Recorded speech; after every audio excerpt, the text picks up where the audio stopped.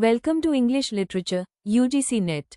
Here we are going to discuss most important questions for UGC NET exam. I hope this session will be helpful for you. If you are new to our channel, please do subscribe and don't forget to like and share the video. Let's start. First question. Plato considers poetry dangerous mainly because it A. encourages emotional excess over rational control, B. distorts historical truth, C. imitates divine creativity, D. lacks technical perfection. Right answer is option A. encourages emotional excess over rational control.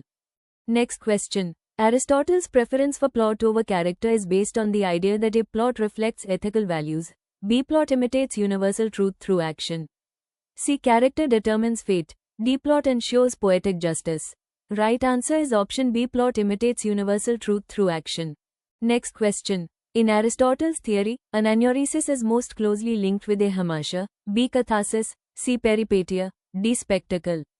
Right answer is option C. peripeteia. Next question. Longinus believes that sublimity originates chiefly from a rhetorical ornament, B. logical reasoning, C. grandeur of thought, D. formal perfection. Right answer is option C. grandeur of thought.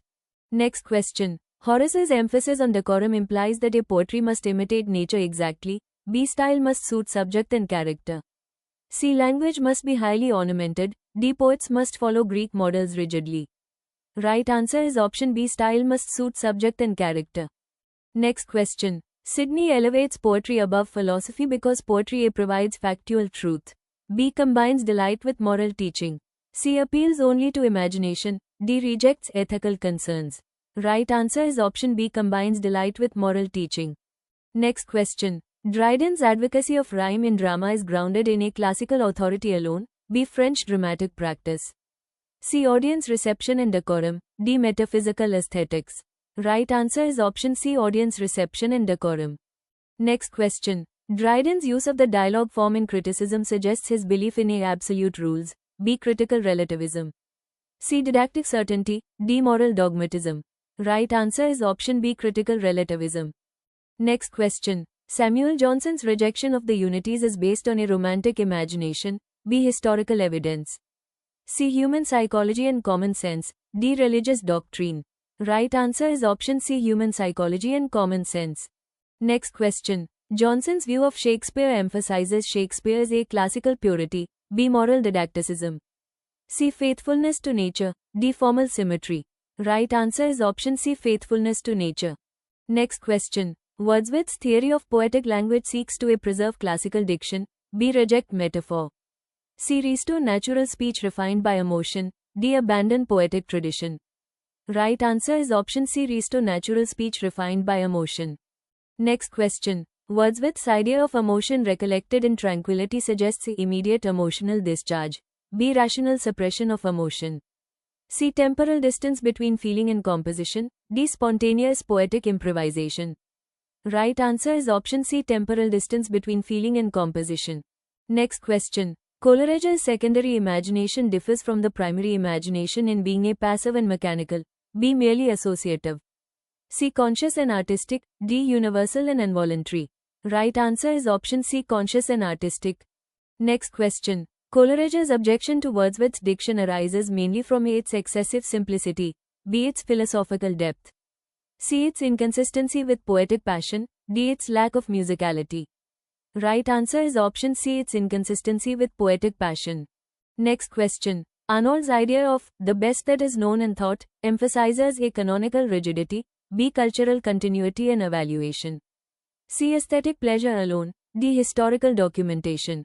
Right answer is option B. cultural continuity and evaluation. Next question. T.S. Eliot's impersonality theory implies that poetry A. rejects emotion, B. erases individuality, C. transmutes emotion into art, D. prioritizes autobiography. Right answer is option C. transmutes emotion into art. Next question. Eliot's historical sense requires the poet to A. imitate classical models, B. be aware of the entire literary tradition, C. reject personal experience, D. follow chronological order. Right answer is option B. be aware of the entire literary tradition. Next question. Wimsatt and Beardsley's critical approach aims to A. restore authorial intention, B. eliminate reader response, C. establish textual autonomy, D. promote historical criticism. Right answer is option C, establish textual autonomy. Next question. Russian formalists distinguished literary language from ordinary language through A, ideology, B, theme, C, technique, D, psychology. Right answer is option C, technique. Next question. Defamiliarization functions to A, simplify perception, B, reinforce habitual responses, C, renew perception of reality, D, eliminate ambiguity. Right answer is option C, renew perception of reality. Next question. Structuralism views literary texts primarily as A, historical documents, B, self-contained artifacts, C, systems of relations, D, moral exemplars. Right answer is option C, systems of relations.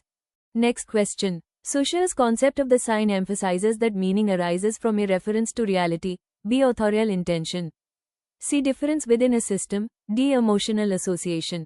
Right answer is option C, difference within a system.